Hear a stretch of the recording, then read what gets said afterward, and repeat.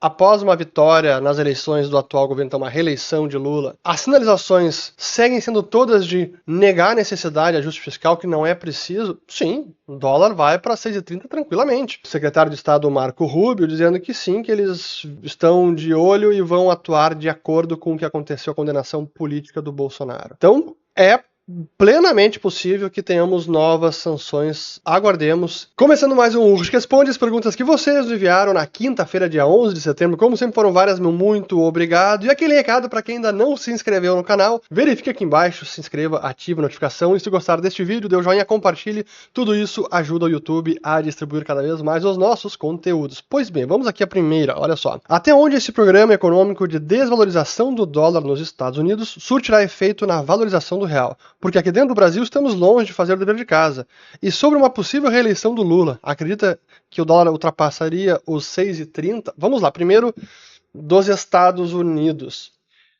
Essa política americana de enfraquecer o dólar já está surtindo efeito no restante do mundo. Basta ver o dólar index, tem caído aí mundo afora.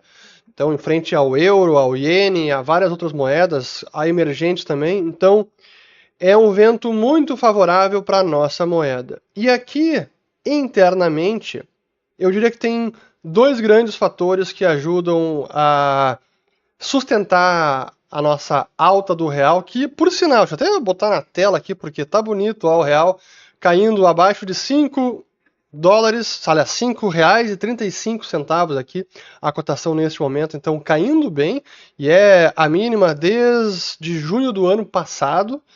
A bolsa também fez máxima histórica nessa semana. Eu vou fazer um vídeo até específico sobre isso, mas vale a pena aqui já colocar então.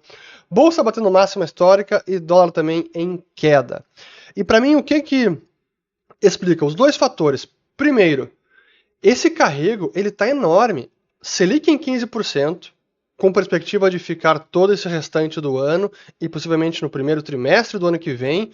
E lá fora, a tendência de queda da taxa americana cada vez mais forte. As apostas para a semana que vem, agora 17 de setembro, é de pelo menos um corte de 25 pontos base e dependendo pode até aumentar. Acho que vai ser 25, mas não importa. O recado é, o ciclo lá vai iniciar de corte de juros, então vai aumentar o carrego. Então sim, investidores estão aproveitando isso, o gringo está aproveitando este carrego altamente positivo para se alavancar em dólar, em iene e alocar aqui no nosso real brasileiro, colher esses juros estratosféricos e ajuda a apreciar a nossa moeda. Então o cara ganha de duas formas, no carrego e na apreciação, na valorização cambial. Para aqueles que não fazem hedge, mas quase todo mundo faz hedge. Então, para mim esse é o primeiro fator, carrego ainda elevado. O segundo fator, aí é a dinâmica da política aqui no Brasil e esta perspectiva também crescente de que haverá alternância no ano que vem e de que este governo não permanece. Tá, mas e se ele permanecer, o dólar vai para 6,30? Olha, se esse governo permanece e se após uma vitória nas eleições do atual governo, então uma reeleição de Lula, as sinalizações seguem sendo todas de negar a necessidade de ajuste fiscal, que não é preciso, sim, o dólar vai para 6,30 tranquilamente, como já foi no ano passado, quando esses temores estavam nas alturas. Então não me surpreenderia, sim, o dólar subindo mais se eles gerarem uma crise de desconfiança. Não me surpreenderia com isso. Sua análise no potencial de crescimento das stablecoins de dólar não está muito limitada à quantidade atual de empresas dominantes como a Tether e a Circle? Caso ocorra um crescimento de grandes empresas como BlackRock, até a Amazon, podemos ter um percentual considerável da dívida americana? Vamos lá, eu fiz um vídeo sobre isso. Foi uma acusação de um assessor do Putin, o Anton Kobiakov, dizendo que o Tesouro Americano quer usar as stablecoins como uma forma de se livrar da dívida americana, jogando todo mundo para as stablecoins e aí dando uma rasteira, puxando o tapete, desvalorizando a dívida, ou cancelando a dívida para pagar essa dívida pública. Para mim isso é muito pouco improvável, é remoto de acontecer, não é tão simples assim e mesmo que acontecesse, para que tivesse alguma relevância essa estratégia, esse esquema de quitar a dívida, precisariam jogar muita gente para stablecoins, ou as stablecoins precisariam acumular uma quantidade enorme de dívida americana. Hoje elas somam cerca de 0,3 trilhão de dólares da dívida americana, que é o que elas estão investindo, é o total emitido de stablecoins. A dívida americana é 37 trilhões. Mesmo assumindo as grandes empresas, BlackRock, elas vão entrar em stablecoins, vão emitir as suas. Pô, quanto que elas podem abocanhar de mercado? Hoje, a BlackRock, que é a maior gestora do planeta, já nem sei qual é que é a contagem atual, mas ela tem, acho que uma dezena de trilhões de dólares, então 10 trilhões de dólares de ativos sob gestão. Pô, será que ela consegue colocar alguns trilhões de dólares em stablecoins? Em que prazo de tempo? Me parece pouco provável, mesmo entrando essas grandes, de as stablecoins responderem por uma parte significativa da dívida americana a ponto dessa estratégia ser cogitada. Então, não acho que é o caso. No seu vídeo sobre o Fed, você iniciou falando sobre as tentativas de intervenção de Trump e que existem muitos ruídos nesse assunto. Você não acredita numa tentativa de Trump de ao menos minar a independência do Fed? Senti falta dessa análise no vídeo. Verdade, eu não analisei esse ponto e para mim esse risco é enorme.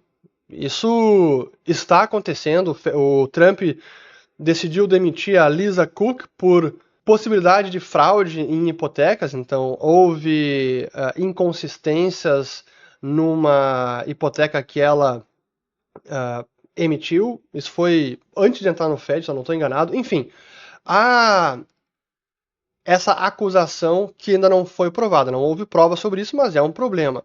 Agora, a verdade é que quando houve polêmicas de, por exemplo, diretores do Fed negociando ações, e houve várias nos últimos anos, pô, esses caras, eles mesmos já renunciaram. Será que essa Lisa Cook não deveria até renunciar por conta desse problema? Talvez fosse o caso, mas o Trump foi lá e quis demitir, e as cortes americanas disseram que o Trump não tem poder de demitir ela, e ela continua lá. Mas sim, ele quer ter mais influência no Fed, ele quer interferir mais, não tenho a menor dúvida quanto a isso. Acho que é um grande erro, não me iludo quanto a isso, mas veremos o quanto que ele vai conseguir. Não é tão simples, mas sim, ele está minando também a independência do Fed. A crítica do Scott Bessent, que eu coloquei no vídeo, que até eu me decepcionei com a pouca quantidade de views neste vídeo do Bessent. Eu achei que tá tão interessante o conteúdo, mas enfim, o que acontece com quem faz esse conteúdo aqui no YouTube. Mas a crítica do Bessent, ela vai além disso, porque ele elenca vários pontos de desvio de função, exageros do Fed, de tomada de risco em excesso, de conflito de interesse, de politização, que estão corretos. Acho que o Trump acaba exacerbando até problemas com o Fed, mas o que o Bessent falou lá tá muito certo. Poderia me explicar por que você é contra um banco central e quais os malefícios de ter um banco central numa economia? Em síntese, assim como para qualquer mercadoria, qualquer serviço, quando ela é fornecida pelo Estado, o Estado é ineficiente, não consegue alocar de maneira apropriada, porque ele não responde aos incentivos de mercado, ele não está sujeito ao sistema de lucros e prejuízos, portanto, ele está cego e não tem como prover aquela mercadoria ao preço, ao custo, à qualidade demandada pelos consumidores. É um problema do socialismo, ou a impossibilidade do cálculo econômico no socialismo. Tem um livro que é quem começou com esse debate, que identificou a causa raiz do fracasso da impossibilidade do socialismo, que foi o Mises, no seu livro intitulado Socialismo. E a impossibilidade de empresas estatais, ou como as empresas estatais estão propensas a desperdício, a prejuízo, porque faz parte da natureza dos incentivos de empresa estatal, é simplesmente aplicar a teoria do Mises a um banco central. Então, o banco central, assim como uma estatal em qualquer outro setor, não tem como prover um bom serviço. Por isso que eu sou contra o Banco Central e defendo a concorrência e a liberdade de moedas, tanto de produção quanto de escolha. Um ótimo livro sobre o assunto é o do querido Ron Paul, Acabe com o Fed, ou O Fim do Fed, que é a tradução no português. Em inglês é End the Fed, tradução do meu querido amigo Bruno Garchagen. Recomendo Fim do Fed, Ron Paul. Lá tem todos os argumentos. Bom, e só para voltar aqui um dos grandes pontos, que para mim o Banco Central é um dos grandes responsáveis pela destruição do dinheiro, pelo financiamento do estado de bem-estar social, de guerras, de arbitrariedades, de autoritarismos de governos mundo afora. É por meio da perversão do dinheiro, do poder de emitir moeda, que muitos governos conseguem fazer o que fazem em detrimento da população. Então, esse é um dos grandes motivos. A inflação, como a gente vê nas economias modernas, ela é possível apenas por conta da existência de bancos centrais. Eu fiz um vídeo sobre isso, sobre se inflação é base monetária ou aumento de preços. Assistam, tá bem bacana. Acredita que a condenação do Bolsonaro no STF pode ser o estopim para a imposição de sanções secundárias americanas na economia brasileira? O que esperar a partir de agora? Primeiro, só comentários importantes sobre isso, antes de responder a pergunta em específico. Como vocês sabem, eu não costumo cobrir política aqui, a não ser quando ela tem intersecção com a economia, com os mercados, com o nosso dinheiro, com as finanças, etc. Então não tem como ignorar a política e não abordá-la. Mas o foco aqui não é política. Mas claro que esse caso eu já venho acompanhando como todo mundo, e como já disse em outros vídeos, para mim esse é um grande teatro, e que foi escancarado com 13 horas de argumento pelo ministro Fux. Não vou reprisá-los aqui, mas já era esperado. Falando de mercado, bolsa, dólar, etc., digamos que isso já estava no preço. Mas considero um exagero completo, errada a condenação, o processo todo, e mais ainda a pena de 27 anos, um absurdo, uma injustiça, mas enfim, cada um vai ter a sua opinião. Esta é a minha, e me amparo na argumentação do Fux, sobretudo. Mas concordo, aí já respondendo a pergunta, e logo depois da condenação veio um tweet do secretário de Estado Marco Rubio dizendo que sim, que eles estão de olho e vão atuar de acordo com o que aconteceu, a condenação política do Bolsonaro. Então é plenamente possível que tenhamos novas sanções, aguardemos, espero que sejam sanções, ou que sejam, se vierem respostas, que elas não prejudiquem o Brasil, as empresas, os trabalhadores, e sim a quem eles estão direcionando essas respostas. Quais as fontes para acompanhar o M2 do dólar americano, do real, indicadores de resultado do endividamento público? Como sabemos se podemos confiar nas informações apresentadas pelo governo? Não sabemos. A verdade é que temos que confiar, temos que tentar auditar, verificar, perguntar, mas investigar, inquirir, mas certeza absoluta, não temos. Aí depende do histórico de cada governo, o quão aparelhado está cada departamento de estatística. Quanto mais aparelhado, menor a nossa confiança. Mas certeza absoluta, confiança absoluta, não tem como ter.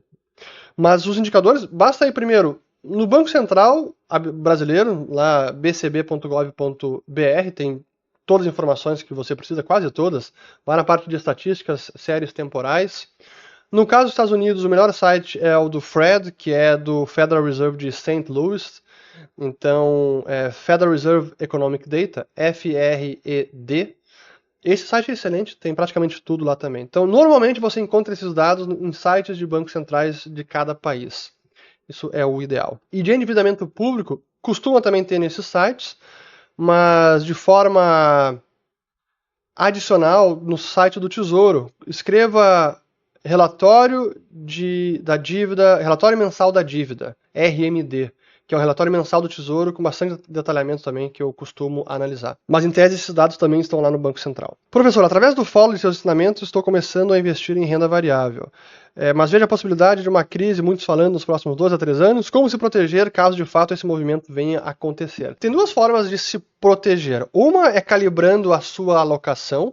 Então você pode ter um percentual maior em caixa e menos exposto à renda variável. Mas se você está com uma exposição mais estrutural, de mais longo prazo, e não quer realizar, não quer fazer caixa, uma forma é aproveitar momentos em que a volatilidade está baixa e até comprar algum seguro de carteira, uma put. Então fale com o seu assessor de investimento, caso você não tenha um, para entender melhor como é que faz isso. A gente na Liberta tem a nossa equipe de mesa de renda variável, é fantástica, especialista nisso, pode ajudar muito. Então, quem está assistindo aqui e quer conversar sobre isso, eu vou deixar o link na descrição do vídeo, código QR aqui na tela. Então, converse com a nossa equipe da Liberta Investimentos, que pode ajudar você também, especificamente para esse caso de busca por proteção da sua carteira, especialmente para aqueles que estão mais alocados em renda variável. Em qual momento do ciclo econômico estamos e quais as perspectivas para o mercado imobiliário brasileiro, tendo em vista a grande dependência de crédito no setor? Os sinais começam a se acumular de desaceleração no varejo. Teve uma notícia nessa semana importante que o varejo mostra sinais já de fraqueza. Por meio de resultados de empresa, de consumo também, há sinais de piora nas vendas, então está diminuindo o consumo. Crédito também está diminuindo o ritmo, ainda não estamos em contração de crédito, até está longe disso, mas o ritmo de crescimento está caindo.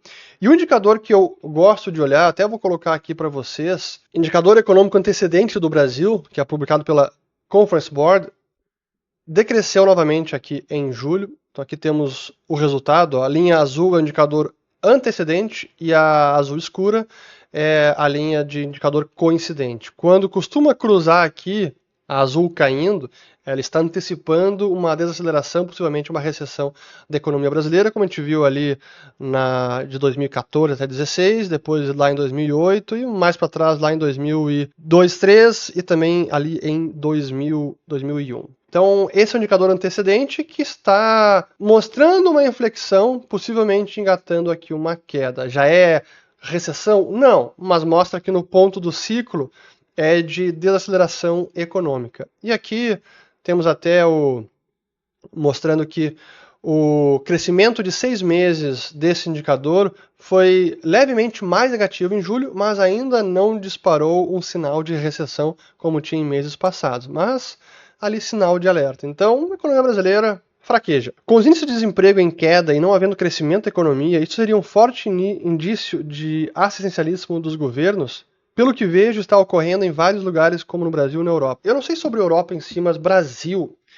Esse é um assunto que ele precisará ser debatido em algum momento. E eu não vou me aprofundar no assunto agora, mas ele é absolutamente necessário porque o assistencialismo, a transferência de renda, o Bolsa Família, ele há muito tempo que ultrapassou a fronteira do assistencialismo e ajuda e passou a distorcer, desarranjar o mercado de trabalho do Brasil, a economia do Brasil. Qualquer um que conhece mercado de trabalho, que investe em empresas, que emprega, quem já tem um negócio, quem é executivo, gente, enfim. A maior parte das vezes quando eu falo com pessoas que estão em posições de liderança em empresas dos mais variados setores, em várias regiões do Brasil, é quase uma unanimidade.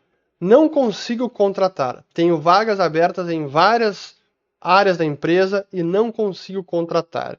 E um dos grandes problemas apontados por todos é esse. As pessoas, por conta desses benefícios, estão sendo desincentivadas a buscar trabalho. E mais, o que acaba exacerbando o problema, e que é um ciclo perverso, é que o incentivo para não buscar trabalho por conta do benefício, mas claro que o benefício não é não dá uma vida digna para qualquer um, ou resolve todos os problemas financeiros de uma família. Então muitas famílias recebem benefício e vão atrás até de emprego, mas buscam permanecer na informalidade, não querem ter carteira assinada. O que traz mais um problema, porque se o empregador resolve, tá bom, então eu vou te contratar, não vou assinar carteira, esse cara está assumindo um passivo trabalhista gigantesco.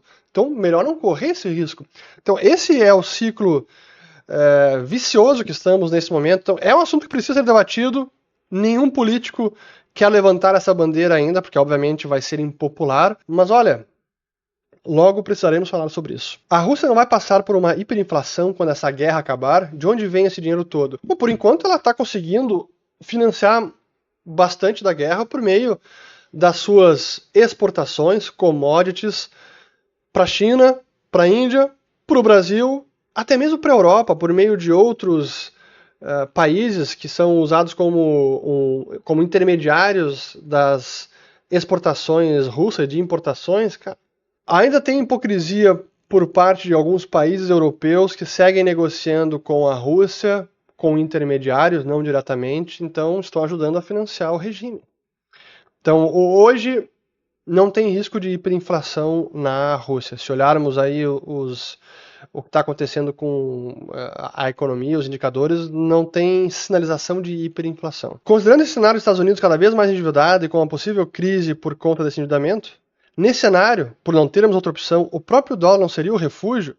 E, consequentemente, os Estados Unidos poderiam pagar as dívidas via inflação sem maiores choques no câmbio, visto que haveria uma demanda maior por dólar. Poderia comentar esse paradoxo? Sim, exatamente isso que acontece, e é o que causa perplexidade para muita gente quando começa a entender economia, mercados, é que o dólar é a única moeda em que, em meio a crises, acaba se fortalecendo também. Foi assim em 2008, foi assim na pandemia, no olho do furacão, quando a crise ela é severa, uma crise financeira, crise de confiança, busca por liquidez, busca por proteção no curtíssimo prazo, o dólar reina sozinho, porque ele é a moeda do planeta e porque o mundo está estruturalmente vendido em dólares, short em dólares. A maior parte das dívidas no mundo, fora dos Estados Unidos inclusive, está denominada em dólares. Então, se há uma busca por liquidez, há problemas financeiros, eu endividado em dólar, vou precisar buscar dólar. Por isso que o dólar, em meio à crise, acaba se fortalecendo.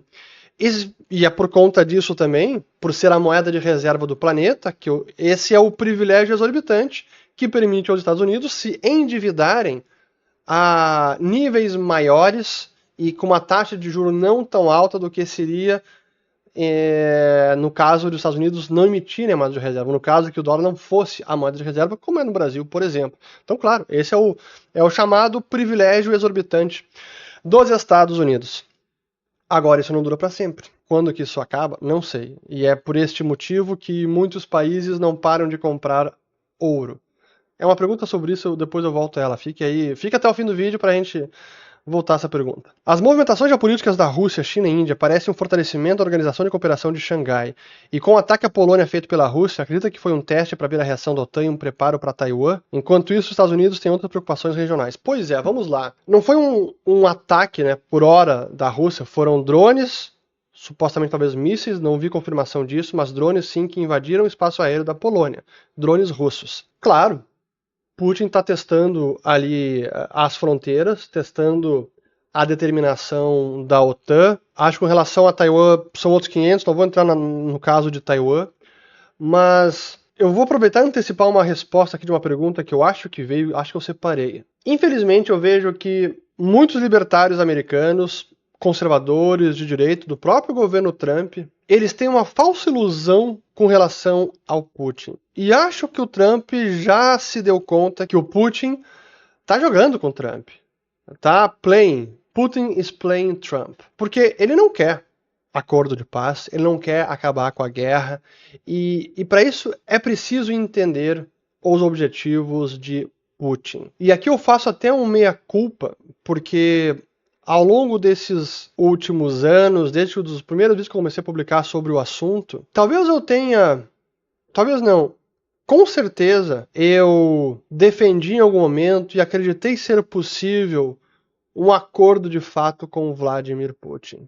E honestamente acho que é ingenuidade, acho que isso não é possível. Por mais que o meu instinto, por tudo que eu li de geopolítica, que eu vejo por vários analistas, que seria o mais apropriado para encerrar um conflito que claramente a Rússia tem prevalência, está ganhando, conquistou territórios, e para evitar mais perda de vida, então cheguem a um acordo para um cessar-fogo, e acordo de paz, não apenas cessar-fogo, realmente acabar com o conflito. Só que o Putin não quer isso. Ele está apenas jogando, empurrando com a barriga, porque ele tem outros objetivos. E talvez Trump comece a se dar conta que é muito mais complexo do que ele imaginava e não será tão fácil, se é que é possível, de fato, chegar num acordo com Vladimir Putin.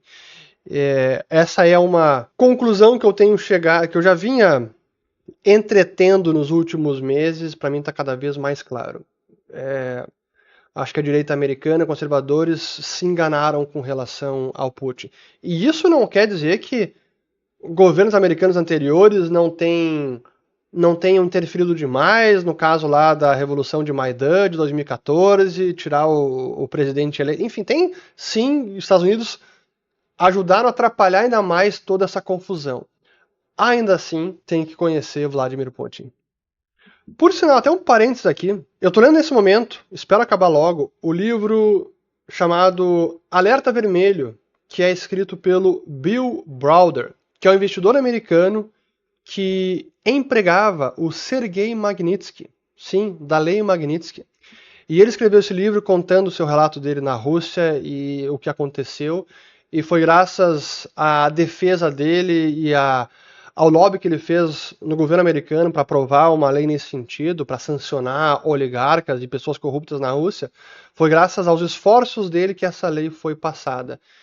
O livro fantástico, vale a pena ler, ainda não acabei, mas é muito bom e ele conta muito sobre a verdadeira face ali do ambiente de negócios e da política na Rússia e do seu Vladimir Putin. Quão importante é ter Bitcoin sem KYC ou é balela? KYC seria Know Your Customer, conheça o seu cliente, ou enfim, comprar por meio de corretoras, etc. Tudo mais. Eu diria que a importância de comprar Bitcoin ou ter Bitcoin na forma mais privada possível, ela é diretamente proporcional à sua desconfiança com relação ao governo do seu país. Então, quanto menos confiança você tiver no seu governo, maior importância você deveria dar a isso. A França já quebrou? Pode desencadear uma crise global? Os nossos assinantes do Follow the Money já sabem da França há bastante tempo. A gente fez o conteúdo no ano passado. Recomendo. Quem ainda não assinou o Follow the Money, pessoal, vamos lá. Conheça o nosso aplicativo, é muito bacana, tem muito conteúdo fora de série, cursos, ciclos de mercado, macro aplicada na prática para investimentos, para os seus negócios, carteira recomendada, temos o relatório de alocação da Liberta Wealth dentro do aplicativo, exclusivo para os nossos assinantes. E no ano passado a gente fez um conteúdo sobre a França, já mostrando como a França poderia ser a bola da vez na Europa, é o elo fraco da Europa. Eu não diria que a França pode desencadear uma crise global, mas certamente na Europa sim, e certamente pode suscitar intervenções do Banco Central Europeu, voltando a comprar títulos da dívida dos países ali, porque a França já se tornou um país periférico. Hoje a França paga mais juros do que a Grécia. Surreal, mas é onde chegou. Então a França tem sim sérios problemas. Como o assassinato de Charlie Kirk vai afetar os Estados Unidos? Guerra civil está por vir? Eu espero que não, mas a situação é muito tensa, muito preocupante. Eu fiz um vídeo sobre o Kirk, publicado na sexta-feira. Eu sou esperançoso e espero que seja um ponto de inflexão para que as coisas mudem nos Estados Unidos, que sirva de exemplo para o restante do mundo. Porque se a coisa não mudar, se seguirmos nessa toada, sim, guerra civil, como é que a gente não vai imaginar um cenário possível? É bizarro falar disso, mas é uma situação muito tensa e delicada. Espero que as principais lideranças dos Estados Unidos, políticos, intelectuais, empresários, pessoas influentes, de todos os lados, tenham sensatez para baixar a poeira, tirar um pouco essa pressão, baixar a temperatura, porque senão a coisa pode ficar muito, muito ruim. Assistam esse vídeo, eu li um discurso do governador de Utah, o Spencer Cox, muito lúcido e correto na minha avaliação. Hoje o Brasil na prática é uma democracia ou uma ditadura? É uma democracia pujante. A impressão a nossa economia está parando. Muita empresa dando férias coletivas. Pois eu falei sobre isso, já respondi como assim a economia ela está sim dando sinais de desaceleração. E eu quero comentar aqui de uma troca de mensagens que eu tive com um amigo que trabalha com recrutamento no Brasil e é uma empresa relevante. Me escreveu o seguinte: cara, o mercado de trabalho no Brasil está avassalador. Estamos abrindo metade de vagas que abríamos na pandemia e 1/4 de vagas comparado a 2019. Monitoramos os concorrentes, somos ainda uma das empresas que mais abre vaga. Imagina o cenário. E eu perguntei, pô, o Brasil todo? Exatamente, surreal. Então, Sim, começam a vir cada vez mais anedotas aí do que está acontecendo com a economia real. Por que a China está acumulando ouro? Sim, eu falei sobre isso, vamos retomar este assunto. Pelo óbvio, por segurança, por medo do dólar ser desvalorizado, por medo de ser sancionada, se escalar um conflito, ela pode ser obrigada a recorrer a outras formas de pagamento, de liquidação para importações, exportações do comércio global. Então tem N fatores para se acumular ouro hoje em dia. E é por isso que o ouro não para de subir. Pô, tá, chegou máxima histórica aí, mais de 3.600 dólares a onça Troy. Ouro chegou, máxima foi 3.674, 5 dólares a onça Troy. E realmente não para de subir. Então, é o seguro. Seguro contra crises, desvalorização de moedas, guerras, tensões geopolíticas, sanções financeiras, é um pouco de tudo. Hoje é o maior ativo apolítico que não sofre interferência de governos e que, se você custodia por conta própria, guarda as barras de ouro nos seus cofres, você que controla e não depende de nenhum governo. Então, hoje, o ouro ainda é esse principal ativo de proteção, inclusive para governos se protegerem de outros governos e para cidadãos também. Mas, como vocês sabem, para mim o Bitcoin ainda é uma alternativa superior, embora não tenha os milênios de existência e confiança que o ouro tem. Mas tudo no seu tempo. Espero ter gostado. Compartilhem de mais um Ursh Responde. Compartilhem mais um Ursh Responde. Desfrutem desse domingo com seus amigos, familiares. Espero ter lavado as louças. E seguimos aqui em contato. Compartilhem o vídeo, é sempre importante. Isso faz o YouTube entender que vocês estão gostando dos nossos conteúdos. É isso. Valeu, obrigado, bom domingo. Até o próximo.